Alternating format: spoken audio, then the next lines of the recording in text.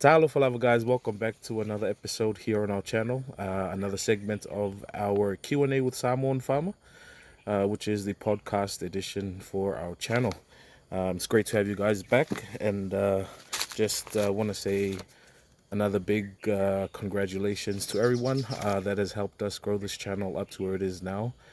We passed 4,000 subscribers as of this month, so big achievement to you guys, everyone that has helped out. So really appreciate it, guys, and loving the rate that the channel is growing. So today is also a very special day because we are launching our brand Crave Growth, which is something that I've developed over my journey and something that means a lot to me. So this sort of the mentality that I had to get myself into and change the mindset I had to go from working a 9 to 5 job to doing extra things beyond the 5 p.m. period. So it's something that holds a very special place in my heart, and that helped me get to do everything that I did achieve in making this channel and farming and everything else. So we're launching our Crave Growth brand here, as you guys can see.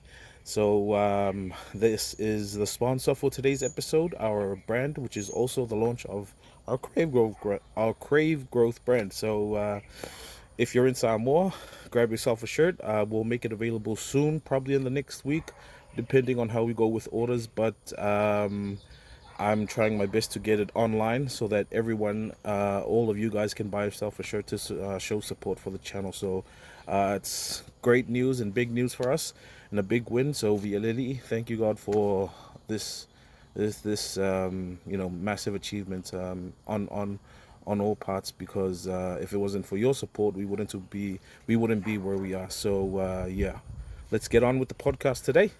All right, so our community tabs didn't perform as well as we thought it would, because I think people were still interested in the videos. So we did get one question on our community tabs. So then I went back into the other videos and our August podcast and looked for the comments, and just to try and find some questions, which we've got here today. So I'm going to spend most of my time answering the questions, and then we'll probably get into the Crave Growth brand that I developed. Let's get into the questions.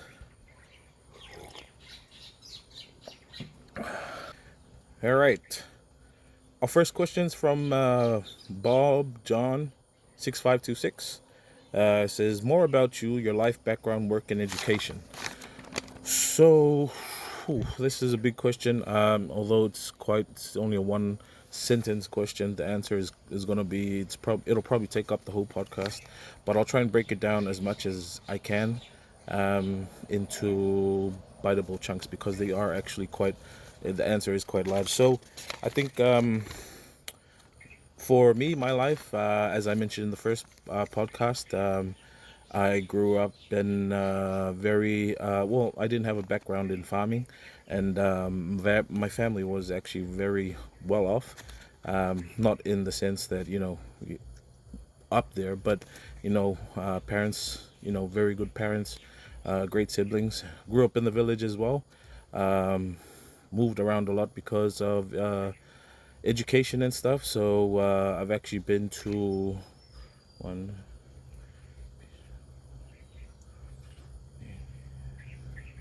I've been to more than 5 primary schools in my lifetime, and then made it through Samoa College, National University of Samoa. Got a scholarship to study forensic science in Australia. Came back, worked in Samoa with the police, and then got another scholarship to go get my master's in New Zealand. So that's a bit of breaking it down, the education side of things for my life. So very well educated. I did have to, man, I had to work hard for those ones. So my life, the majority of my life, I hold most value was when I was living at my dad's family. So when we actually moved back to the village, because we actually lived in Apia, and then we moved back to my father's village, which is in Malai Malu Falealili. and that's where I spent most of my life there, growing up, and get learning that village life and getting that mentality of a hardship. We actually went to school to a primary school, two primary schools during that time, which was in Tafa Tafa, which is near primary school, and I had to walk in between two villages to get there. It was actually quite a long way to get there. So then after that, I moved to another school, which is Sapunawa Primary School, which is on the other side. I had to cross another village to get there. So it was quite a very I don't know, educational part of my life, because most of the reason why it was hardships uh, for me, because at that time in my life, you know, it was quite difficult transitioning from, going to school in a car to walking to school.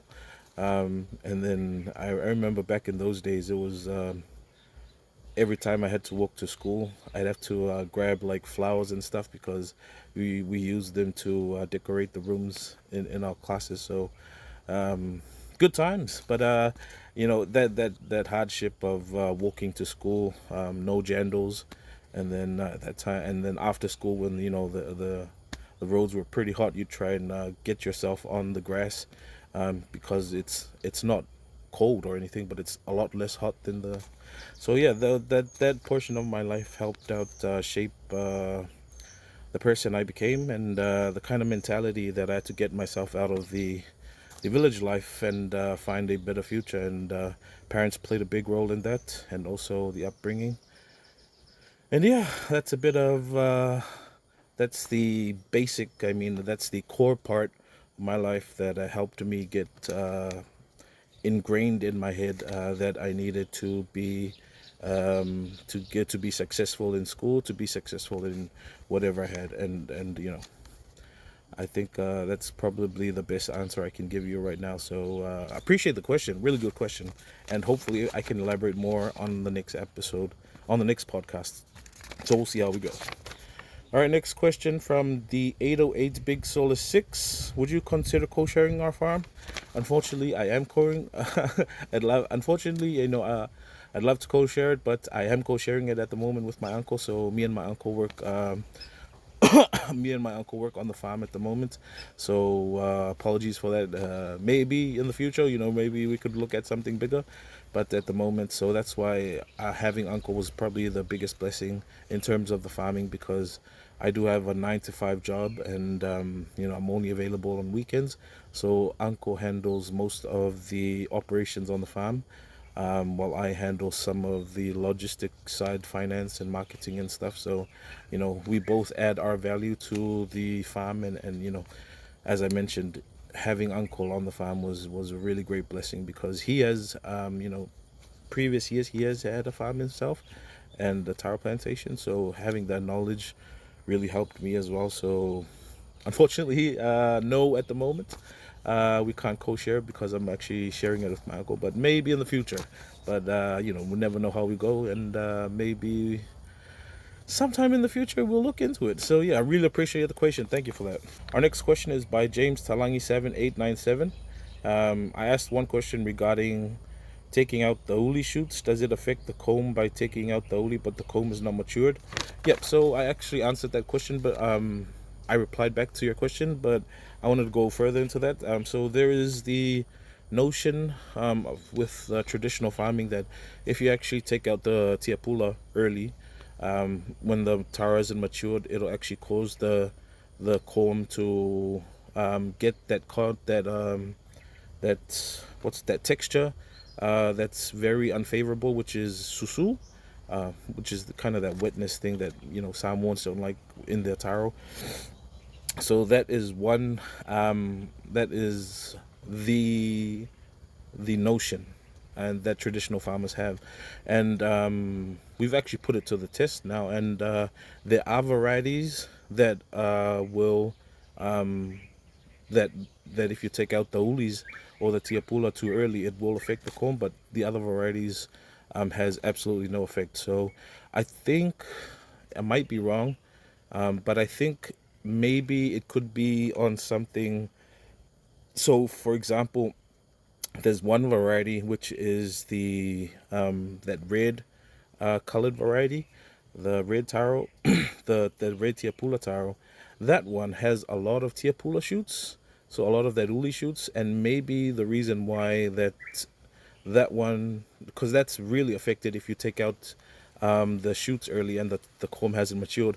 And maybe the reason why is because the taro itself, the main comb, actually relies heavily on the starch provided by the offshoots, because that one has around 7, 8, 9, maybe even 10 offshoots. So, which is why it's a good taro for planting, because you can, grow your numbers really quickly. But mainly I think that's the reason why that taro is prone to having that unfavorable susu texture, is because it heavily relies because its comb is mostly attached and heavily relied on a lot of the on its shoots. But made for other taro, such as the talovave variety, which is not affected by that, because we saw that when we did take off the shoots early, the comb actually still retained its that mapo texture, that solid texture. And probably because it only has 3 or 4 shoots from the taro. So I guess it's alongside of that, but don't take it from me. I mean, that's what I've experienced, and that's what I've observed. Obviously, you have to probably look into more studies, and I hope there will be studies in the future on that. So that's another pathway for future research. If you're a science student, probably look into that as well. If taking off the ulis from the taro actually affects the comb, and then study that hypothesis along different varieties of taro. But great question, and thank you for that. Our next question is from Levi Nomani. So when are you getting a Matai when are you getting a Matai title for yourself, or is this not the best time? Is this not the best time? I would assume that would be some helpful somehow with the farming. Great question.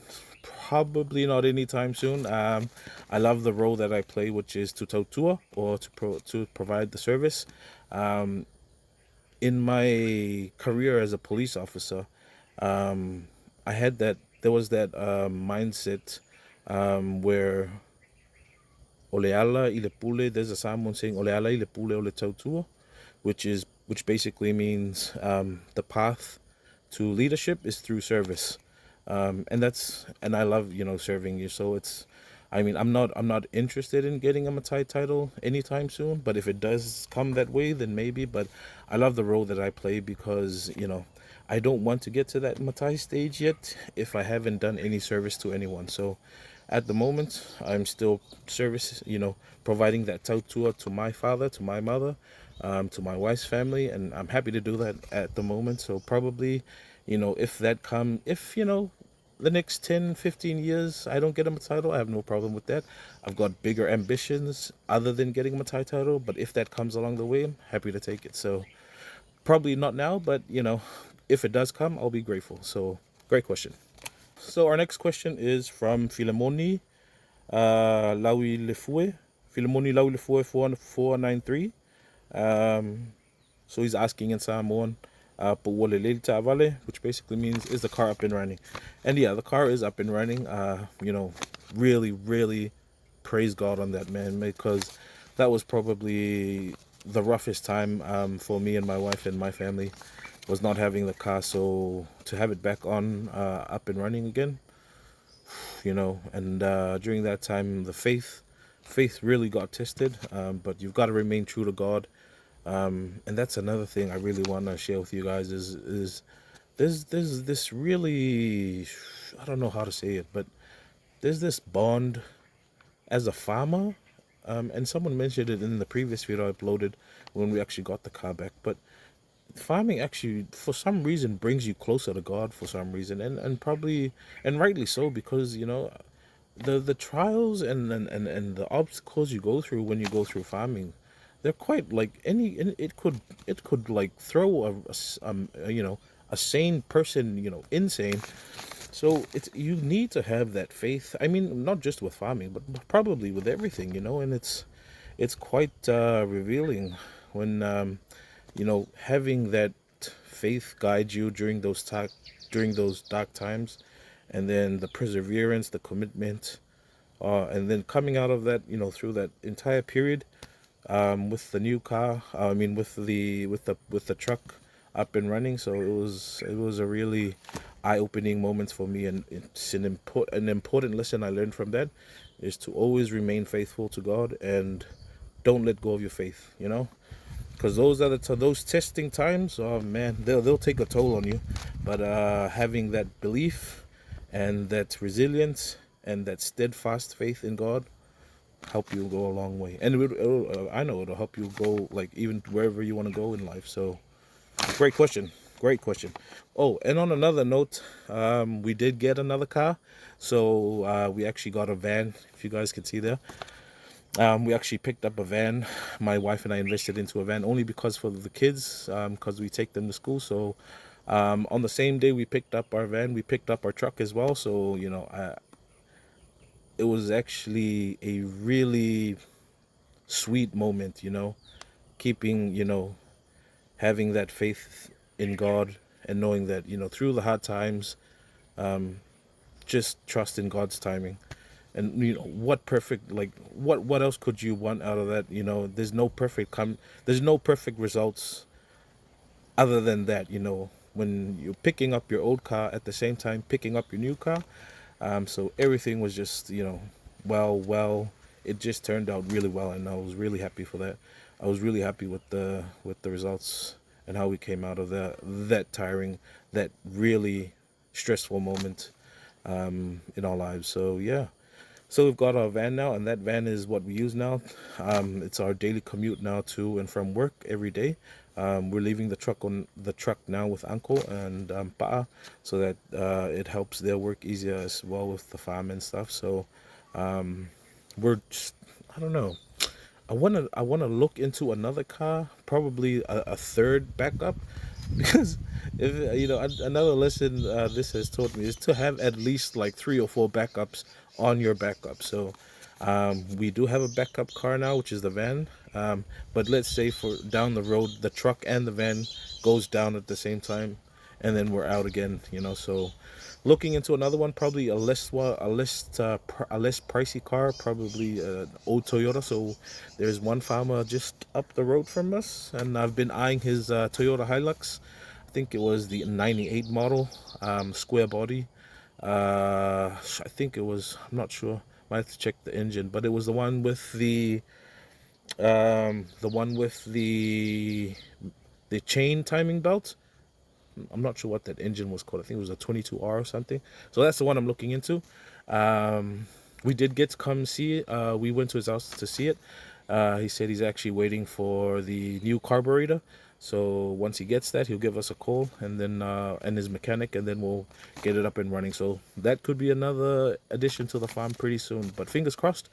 Hopefully we get it, but in the meantime, I think everything's sorted at the moment with the farm. Sorry guys if this takes long. I mean, I've got the whole day, so I thought might as well enjoy it with you guys and answer our podcast questions. But great question. All right, next question is from Farnia 3078.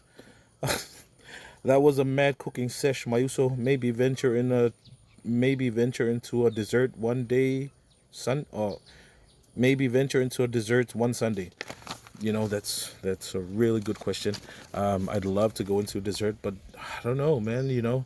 Sometimes Sunday's all about that heavy, starchy, meaty, fatty food, and you don't even get to think about dessert in later on in the day, because the same food we eat during tona is we reheat it later on in the day, in the evening. So dessert hardly comes to mind. But it's a great question, because I'll probably look into something, because usually there were times where we had salaki fala, salaki valvalvi, fruit salads. So maybe we could look into that. I actually want to go back and start doing lolipopo. So comment down below if you've ever heard of lolipopo, where we use the coconut. I'm not sure if it's coconut cream. See, this is why I want to do it, because I can't remember, but I remember enjoying it as a kid. When I was living in my father's village in Falealili, they used to cost 10 cents, and it'd be like a small caramel lolly with, oh, not lolly, it's like a flat disc, but it had like coconut shavings in it. So I'm gonna look into doing that, but it's really sweet, so that could be one we could look into. But yeah, I'll definitely look into a dessert maybe on the next few episodes coming up, cooking episodes. And thanks guys for the comments on the cooking episodes. Man, those cooking episodes really do well. I was actually surprised it does a lot better than the farming videos. So you never know, we might just do cooking videos on our channel. But I still want to keep the farming videos alive because it's something that really helped. You know, that it was something that I really needed when I started my journey, was just a set of videos that guided how to do a plantation. So I think we'll still keep it, but I think we'll probably double down on the cooking videos and probably look into more cooking videos. So comment down below, guys.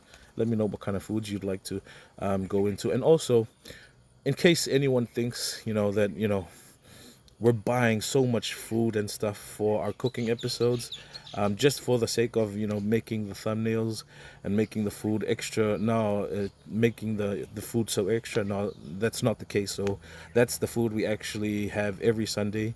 That as you guys see, whatever I find in the fridge, I'll actually cook.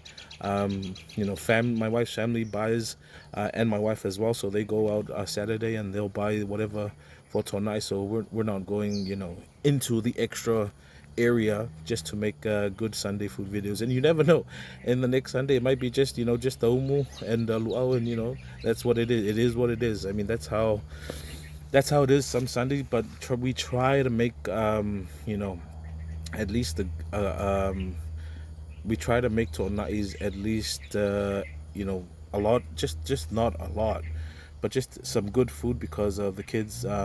You know Chicken maybe at least for the kids, and maybe some fish. But it's the main reason why we do a lot of food. Well, I mean, not a lot, but the cooking goes a bit extra sometimes, is because we want our kids to have eat enough. Because for us, adults, we can just go with luau and luau and kalo and maybe ulu or a miki and a whaiilingi. So that's fine with us. But it's the kids we're always worried about. So yeah, look forward to the next episode, on our cooking episode. All right, we'll move to the next question. So our next question is from Jacinta Vaitoy 656, and my question is, how come you always cook but never go church? It's it was a real that's a good question, and I think after I uploaded that episode 2 days later, I saw the comments, and it was actually quite funny for me. So again, the reason why I don't go to church is because I'm actually cooking. Everyone in that thread for that comment was actually pretty on point with their responses. So our family, there's not many of us, just my wife, my kids, and uncle. And most of the time, we've got uncle and auntie here at the moment from New Zealand, but other than that, it's mostly them.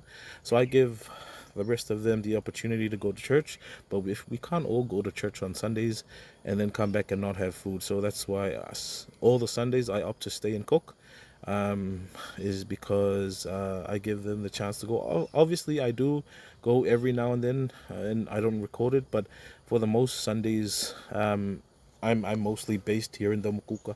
And again, it's just going back to that tautua, that service that you provide, the tautua service you provide to the Matai, to the wife, the kids. So that's all part of that. And it doesn't hurt anyway to not go to church. I mean, I have a very, very, very strong bond with my faith.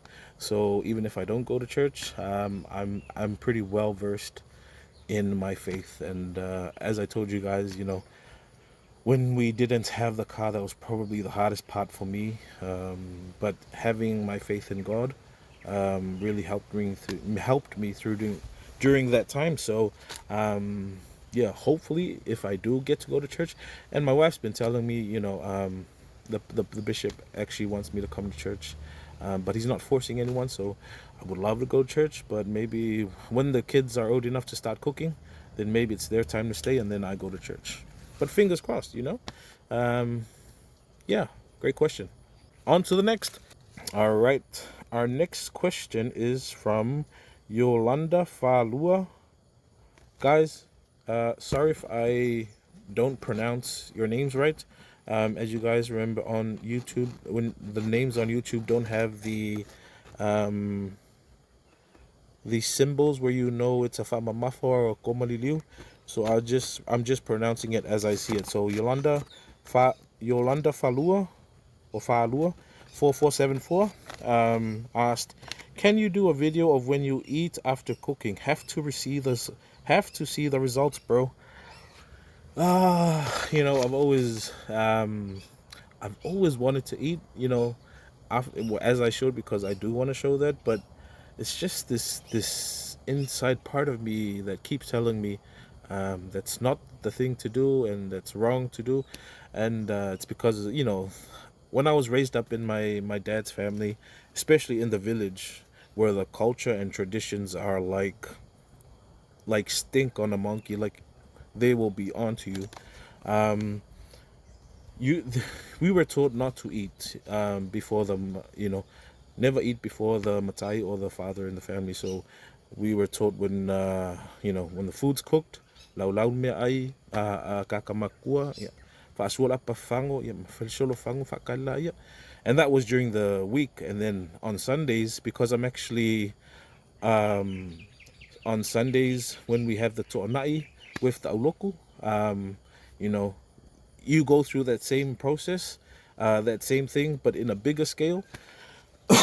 So, we'd for tonais on Sundays with the local, where you'd have all the food, same thing. Lau lau me ai, ave luma, mai kua kama fa sua pa fango, fa kala ia kai mi afu e lau lile ia ma ave pa fango luma. So, that's that same service, that same tautua that I'm used to, and that's the same thing I'm doing. So, that's why sometimes I'm always quite, sketchy when it comes to eating before, because although you guys don't know, won't know, but I know deep down that if I eat at that time, the Matai hasn't eaten.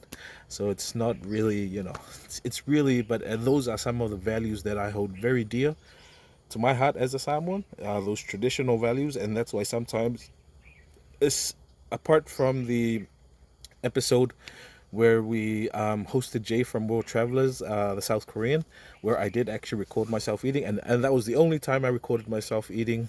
Until was That was the only time I recorded myself eating, and that was only because we were all eating now, and the Matai was eating, so Uncle was eating. So that's why I did that. And then the Sunday cooking episodes, I think it was the second one following that one. I did decide to eat in front of the camera, and I just want to be like straight with you guys that after recording that episode, now you guys remember I did eat. I felt really bad, and that's part of the reason why I don't want to eat. When I cook when I'm finished cooking, but just show you guys the results of what we did, and then we eat at the dinner table. So yeah. I do appreciate the comment though and the question, but I don't know. Probably we might do it, but it just feels wrong for me sometimes to eat before the Matai. All right, next question. Uh, Sorry guys, we had to cut out there a bit because had to take a coffee break. I can't miss my coffees. So our next question is from Mari Posiulai 2231. Um, And the question is, do you have to cook every Sunday, Talo Uncle? You need to relax and enjoy the rest of your day.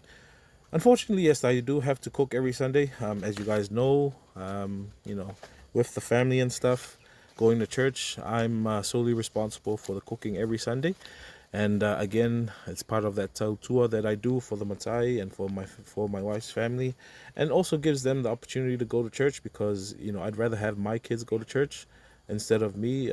My faith, I have a well-established faith, and I'm well-versed in my faith, so I do go to church every now and then, but for the most part, I'm mostly cooking on Sundays.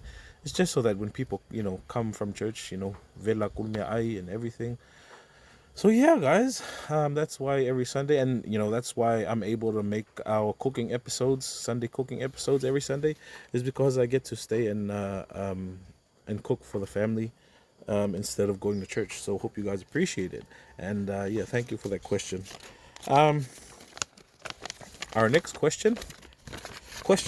Oh man, I think this should be done more often. I'll still post up on our community tabs, our questions for the end of the month podcast. But man, there's a lot of questions in the comment section. Our next question is from Eddie Cosena. 04. Solid, do you cook every Sunday or just Sunday? Or Solid, do you cook every day or just Sunday for Tonai? So I do cook. I don't cook every day, but when I can cook, I try to during the week. But mostly it's on Sundays, because that's when everyone goes to church, and so I have to cook anyway, and that's why I make our Sunday cooking videos, but not every day. The reason why we don't cook every day. So during the week, we actually, when we get back from work, it's around 6:30 towards 7 p.m. in the evening. So we probably just have something light, like bread or maybe sandwiches or maybe just the fali fukalo and falayelengi, whatever uncle and auntie can cook, because they're here with us. But usually when it's just us, it'll just be whatever uncle and pa'a cook when we get back home.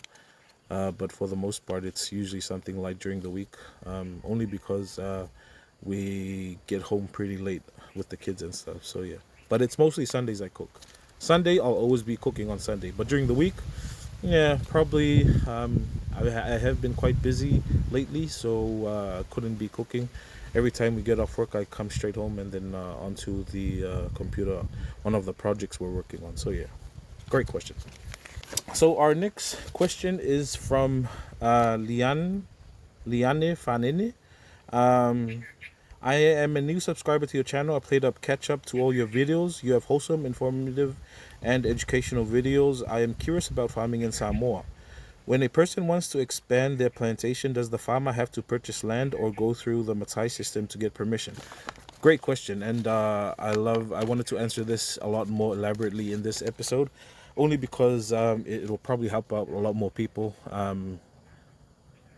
with the answer to the question. So, with farming in regards to the land and stuff, I'm fortunate here because I'm actually using my wife's family's land, and that's for this land. It's all through the it's going through the Matai system. So the Matai looks after the lands and stuff and allocates the land to this portion, to this family, to his smaller families.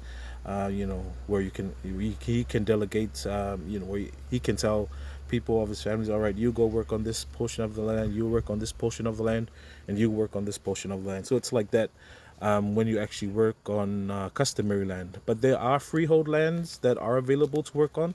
I've been hearing a lot of talk of lands with the Samoa Land Corporation. Samoa Land Corporation. Yeah, I think that's it. So they've got a lot of land, and they actually hold a lot of the lands that are left here in Samoa. And that's if you want to use free, and I think that's freehold land. So if you want to use that land, you can actually put in a request with them. I'm not sure what the process is online if you're overseas, but locally you just hand in a written application to you for a piece of land to use for farming, and then they'll probably get back to you. I do understand that they have quite a large backlog of work to get through, so it could take a while, but yeah, that's those are your two options, where you can actually go to help out find land for farming. There's tons of land, and I think that's the best way. If you want to use traditional land, always go through the Matai of your family, the head, who is usually the head, and that's one of the best. That's one thing I love about the Samoan culture, is having that Matai system. Before there was any big government bodies and stuff, and all these you know controlling bits and pieces, there was the Matai system, and that actually worked really well for us. And it's probably something that separates us from all the other country, is the Matai system, and it's something to be proud of as a Samoan. So yeah, next question. Great question though. Our next question is from Farmboy 1989. Who's tell us your story and how come you want to go back to Samoa to do this, please. So, I think I've probably mentioned it before in our previous podcast, but if I didn't, I actually live here in Samoa. Raised, bred, whatever you call it. I came up through the whole Samoan system, born here, bred here, you know. So I'm actually from Samoa, and the only time I was overseas was when I went for educational purposes, for my scholarships and stuff. But this is all of this local, born and raised, bred, whatever you call it. So yeah, I actually live here in Samoa, and the main reason why I did farming, as I mentioned before, was I just wanted to help out my family, with a bit of extra cash to support my family as I saw my family was growing, and also not only to support my family, but also my parents, my wife's family, and in the Samoan life, you've got church things, you've got village things, you've you got a whole bunch of things you have to, where money goes and stuff. And if you think about it, if your 9 to 5 job, the money you earn from your 9 to 5 job will not sustain all of that. So that's why you need some sort of side income, to help you.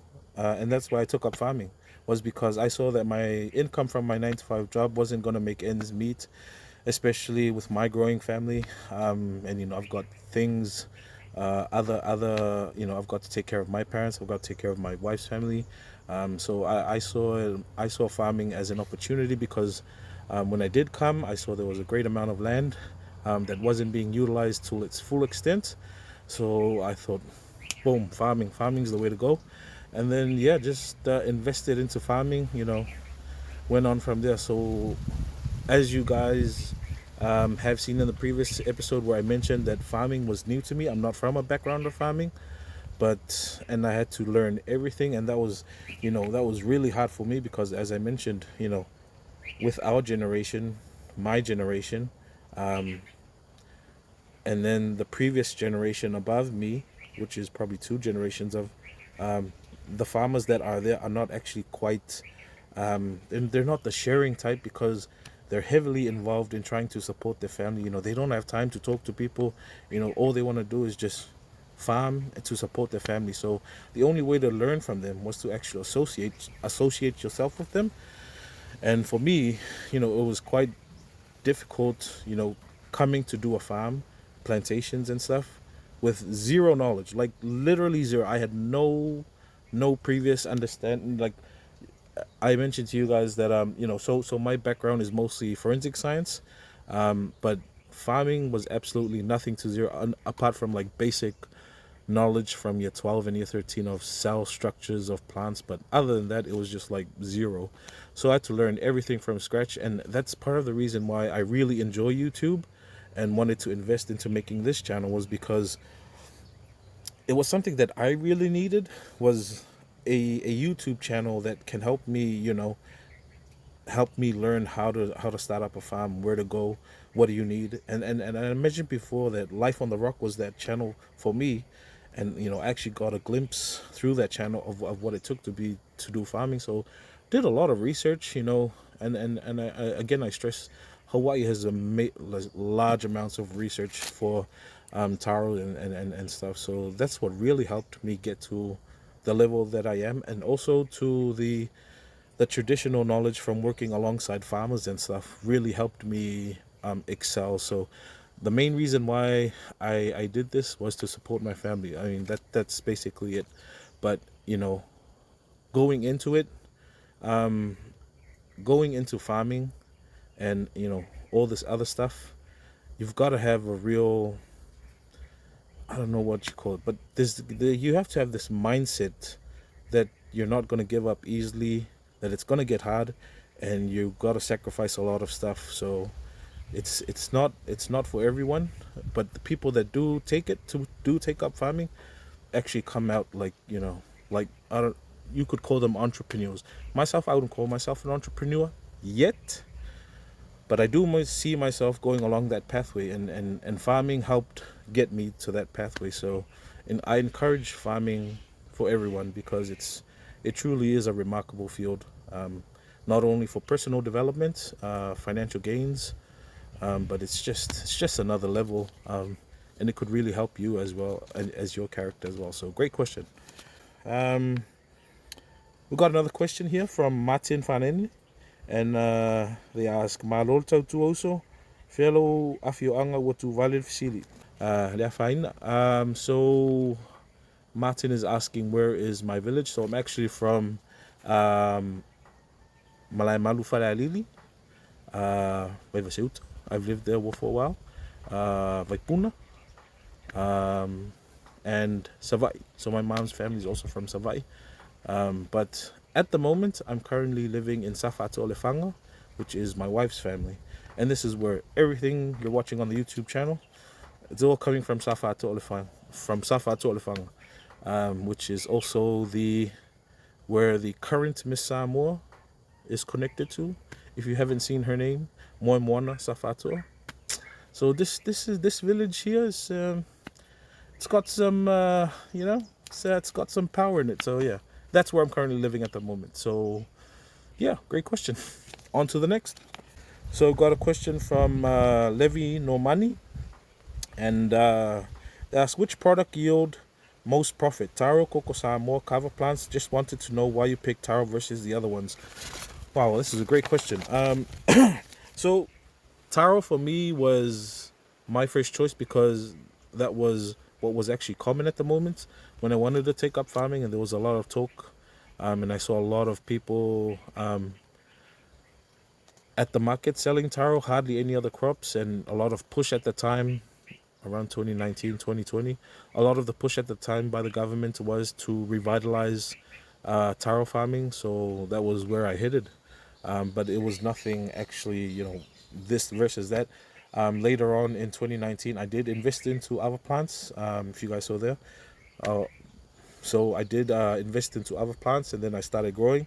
I'm not sure about the benefit. I mean, the income, but I do know of some people that do other farming, and they say it's really good money as well.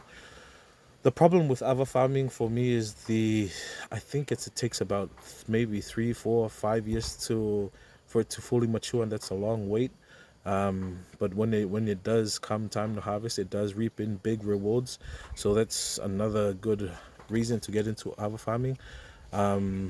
But it's so I did put that down. So I've got other plantations at the moment. They're not big. I think I've got about probably maybe 40 to 50 other plants growing at the moment. But not that much compared to the other established alpha farmers. And that one takes a lot of passion and a lot of commitment, because you got to wait 5 years to harvest that. So you're constantly checking up on them every time, make sure they don't get ruined from anything. For cocoa, cocoa is another good one. So we've got cocoa plantations here. We don't heavily rely on cocoa at the moment, because they do come on and off for us. And when we do have cocoa pods ready for harvest, we usually use them for our tea. But it's good money. In my cocoa episode, I showed you guys there. So in that cocoa episode, we did the cost of that cup of cocoa that's already been harvested, pounded, roasted. I think it's about $15 now. It was once it was once $7, and then it went 10, and then it went 12, and then it went at 15. So I think the large increase in price is probably due to that it's mass exported now. And they're not only selling locally, but you got people from overseas coming into Samoa, buying huge amounts of cocoa, and then taking it, and then selling it at a higher price. So I think the farmers just trying to make at least a bit more profit for themselves, as apart from the people that are coming in to buy it. But that's one of the reasons why. So I enjoy taro at the moment because taro is. I've done a lot of research in it. I've done this is probably my second, third plantation now since I took up farming, so I'm well versed in it, and probably it's a crop that I think I can do a lot more impact on. So I'm looking into things, adding more value to the product. So trying to think of ways where I can increase the value of taro other than in its raw form. So that's something to look into. But yeah, and another great reason why I enjoy taro is because taro always sells. There was one period when there was a shortage at the market, and for that week, I think it was about 2 weeks, we were making 1,500 every week. I think it was about 2 weeks, 2 going on 3 weeks, and we're just selling taro, like really good taro. But we were selling it at $20 a bundle. So imagine if we sold it at $30, which is the current price of taro at the moment, bro. We'll probably be making at least, I don't know, 2,000 that week for those weeks straight. But that's why, taro always sells, because people love taro. So yeah, so that's why I picked taro. But yeah, great question. Thank you for that. Next question is again from Living No Money. They ask, how do you balance your work life?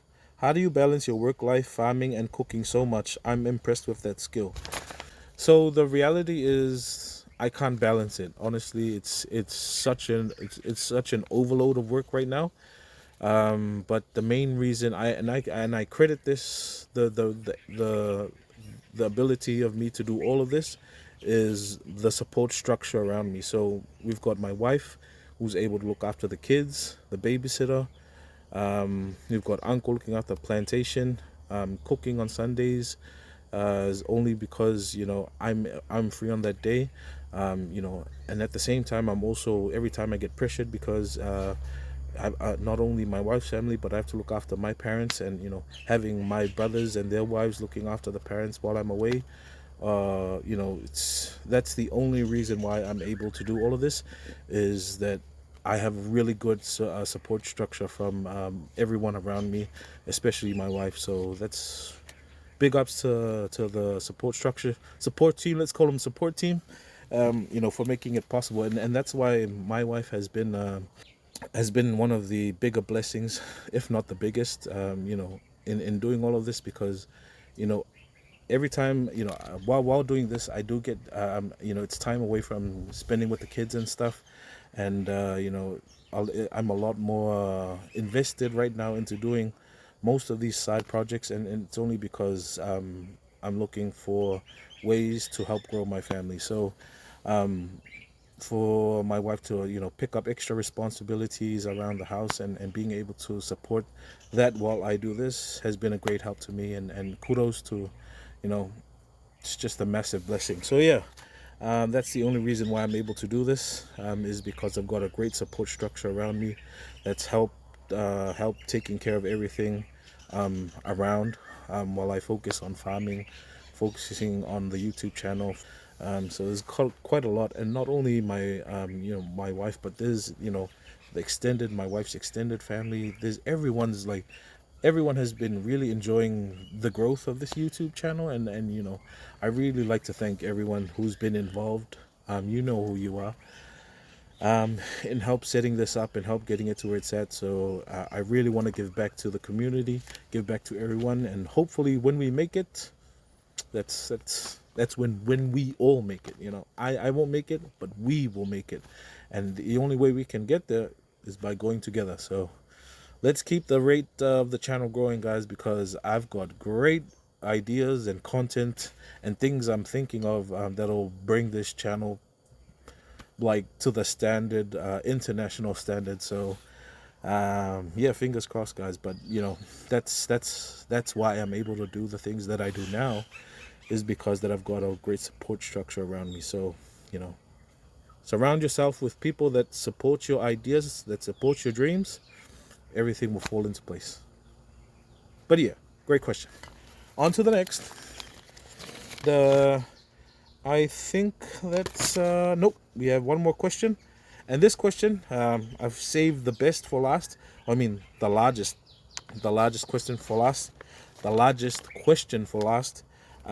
which is from, and this question was the only question on our community tabs, and it was only posted a day ago before. So big thank you to FSBeth8299 for commenting on that post, or else it would have been just a null post. It would have meant nothing.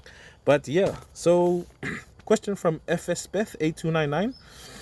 Talafalava bro, I love your cooking and vlogs, so we get to know you even more. Please, are you able to show us a quick vlog of a day in a life vlog? Questions for your future Q&A vlog. I'm a New Zealand born Samoan who is so interested in living in the village in Samoa for a year to experience the Samoan village culture.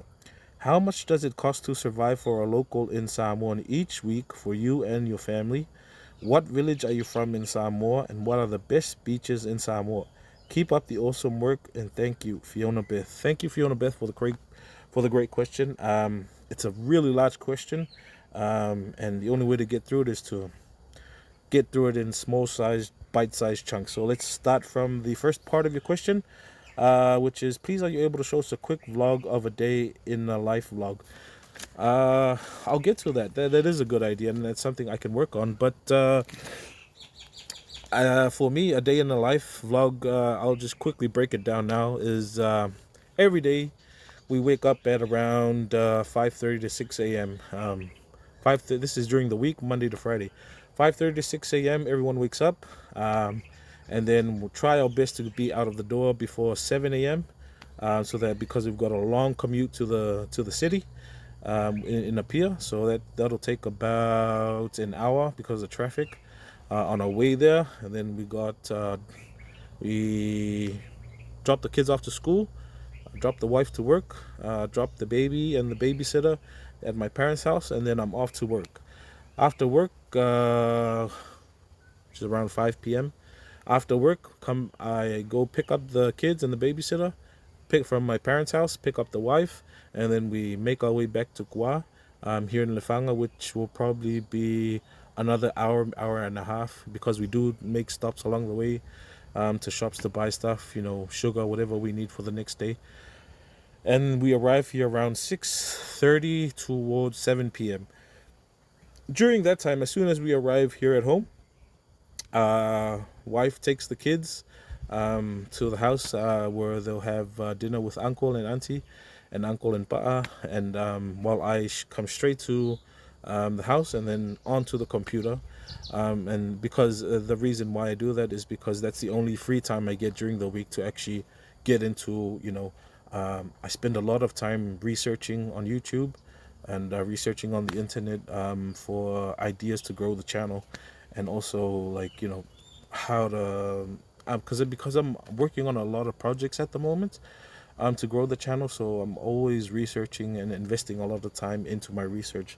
So I think that's part of the reason I hardly eat now, is because as soon as I get home, I'm straight onto the computer, and then I'm like researching, and that could take me all the way up until 1 or 2 a.m. in the morning, and then we back to sleep, and then I've got like 3 or 4 hours sleep until we wake up and repeat that cycle.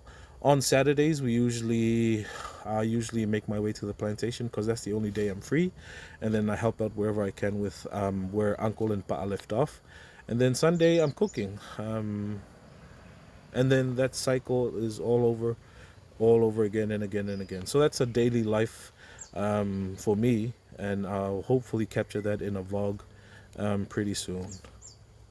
But the problem is, like, I'd love to show it. It's just that I wish I had a second person, because I'm always holding the camera and stuff, and then I've got to try to drive. I've got to try and do this. So it's quite a very tiring effort doing that. But hopefully I can get that to you guys before the end of this year. So I want to show you guys what it takes to grow a family, to grow a channel, to grow a farm, and at the same time, trying to manage everything, so it takes a lot, out of a person, but I really want to show you guys that. So fingers crossed I get to that.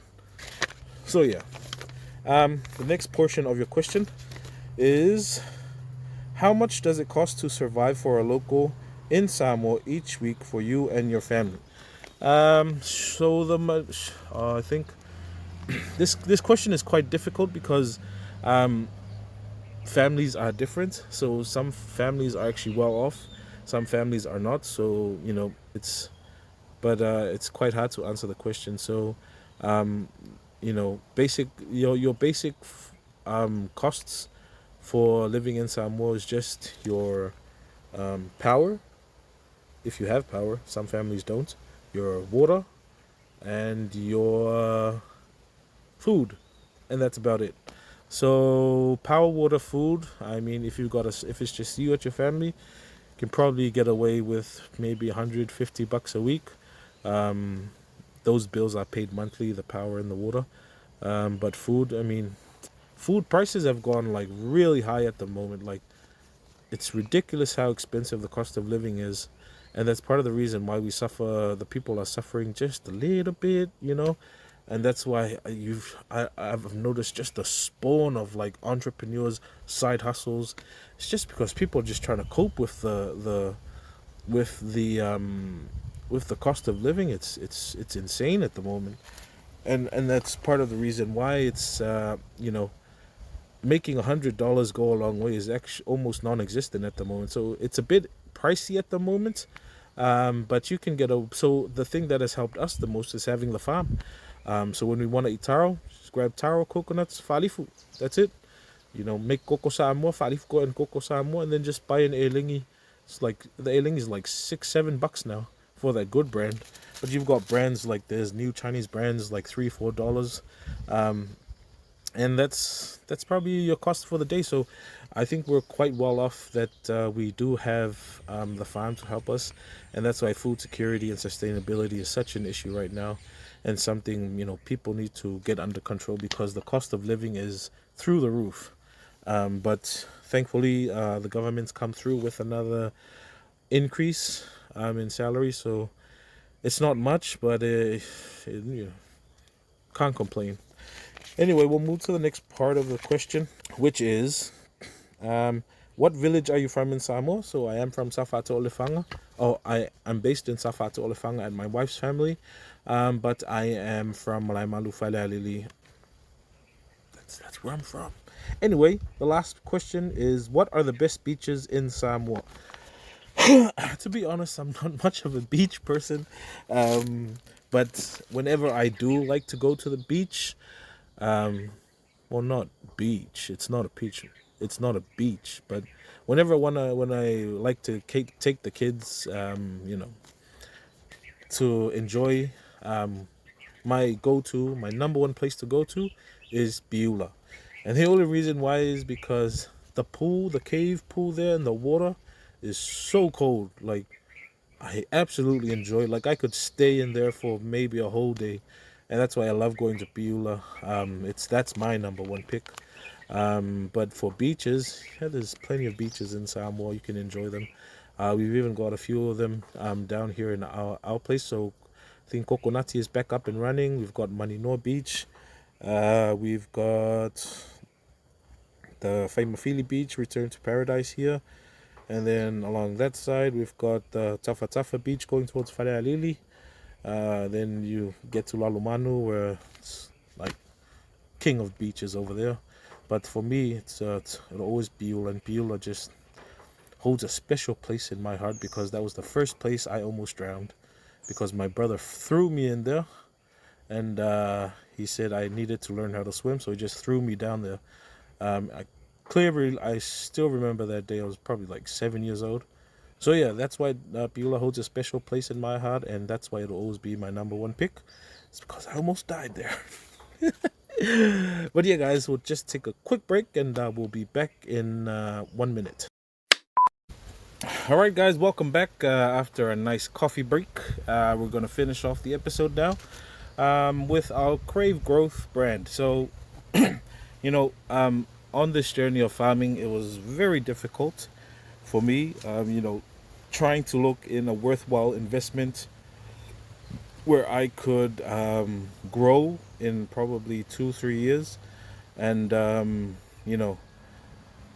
I wanted to do this because I wanted just a little bit more revenue to help my family as well. So that was the main purpose of this. And the reason why I developed this brand, Crave Growth brand, was because in order to do the things that I've tried and I've done, and I wouldn't say I've successfully done because only time will tell if it's successful or not, but you need to have this innate desire and this just hunger for growth, because it actually burns you out if you don't try. I mean, if you don't try every day, so that's where this Crave Growth brand and this mindset, and that's where this Crave Growth brand came about, was because you've got to have this mindset, like this, in times of defeat, in times of struggle,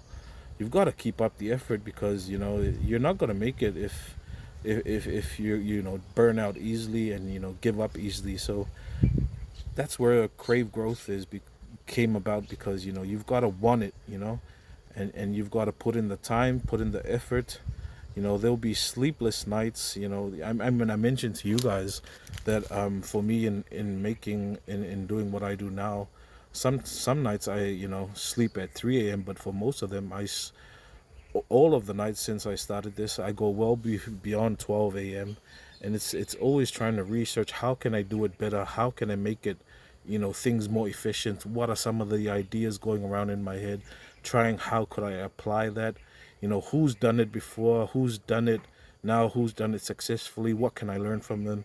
And that's where I spend the most of my time on, is trying to learn the trait, and trying to get a well understanding of it. So from that, I developed the brand Crave Growth, and this is an homage to anybody, anyone out there that wants to take up being an entrepreneur, because I don't call myself an entrepreneur yet, but I'm trying to get myself along the path of being an entrepreneur, because I sort of feel like I am sort of one, because of the things that I'm trying to do. And I feel like the only way to call myself an entrepreneur is to actually successfully build these things that I'm trying to build. So you've got to want to grow, man, because if you don't want to grow, then you'll just be, I don't know. I don't know how people can just be fine with where they're at. You've got so much life to live, and so much energy, and so much, the you've got ideas that sometimes, the working a 9 to 5 job actually just buries that potential that you have in you. So when you actually veer off along the path of 9 to 5, being stable, and start going into like uncharted territory and doing things you're not comfortable, it sort of builds this sort of mentality of resilience, and of determination in you. And that's and to be honest with you guys, like, this is really uncharted territory for me, because especially coming on YouTube, I know that I'll be available for public scrutiny, because the internet is a really open place, and of course there'll be haters along the line, people won't like you and stuff. But knowing that you can provide some sort of guidance and some sort of like inspiration and motivation to someone else, actually makes me feel a lot better, knowing that I could help someone out maybe along the future. So this is me trying this in hopes to inspire any Samoan living in Samoa that's coming up through the ranks, going through the process of the hard life. They grew up in the village, going to school in the village, making it all the way, to schools in a pier. You can do it. Like, if I can make it this far, then there's there's no way you can't do it. Like, you can do it if I can do it. If I can do it, you can do it. But in order to get to that stage, this stage where, because eventually you'll have to level up somehow, and in order to get to that stage, you're gonna have to change the mindset, and that's where it all begins, because that's where spent most of my time changing myself, was the mindset. And as soon as you get that mindset, that you're determined, that you'll never, that no matter what failures and obstacles you go through, you'll always find a silver lining in any of those. Build yourself up to be a better person. You'll make it, no matter what. You'll make it. And the one thing I want to add to that is to always trust in God. Like, have a very strong faith and believing in God, and knowing that no matter how up and down life gets, how worse things will get, God will provide the time for you to flourish. And that's an important thing to remember to always, because I've been through some trials now, and I tell you, you can't take it. Like, honestly, I there's no way I would have made it out if I had not had my faith and had that mindset where I was determined to be the best person I can be, and also to become successful. I've got great segments I've got coming up. I'm thinking of doing something interesting, sort of like a food challenge here in Samoa, where I'll kick it off with what you can get with $1 or maybe $10. So we'll look into that, and that's some of the ideas that I've got coming up for you guys. We're gonna make this YouTube channel really, really big, and we're gonna keep the Samoan values and the Samoan core values for the channel, because I know that's part of the identity of this channel anyway. So I'm gonna finish off now. I've got to edit this bad boy. Hopefully it comes up today. If not, today is the 27th, so I've got to get this episode up today before the end of the month, and I hope you guys enjoyed when it does come out. We put a lot of effort into making this. And also, guys, if you are local, make sure to contact me on Facebook. Remember to check out our social media accounts. We're on Facebook now, we're on Twitter, and we're on Instagram. So shoot me a message on one of those pages, and we'll sort out how we can get you one of the Crave Growth brand shirts, and hopefully that's for us local. But for international, I'm working on something really big, and hopefully launching it on the 1-year anniversary of this page. So that's me giving back to you guys as a way of thanks for helping out our channel grow so fast. So we'll hopefully get these shirts online, and then we can go worldwide. But in the meantime, it's hard trying to run everything from under a tree. But hopefully, I know that along the road, God's timing is what we all have to wait for. So it may not be now, but God will provide. So yeah, fingers crossed we make it. And if we don't make it, I will always owe it to you guys, because you guys are the key to the growth. So yeah, guys, I hope you enjoyed today's podcast. Make sure to like, comment, subscribe, share our channel. I really appreciate the growth that we've had.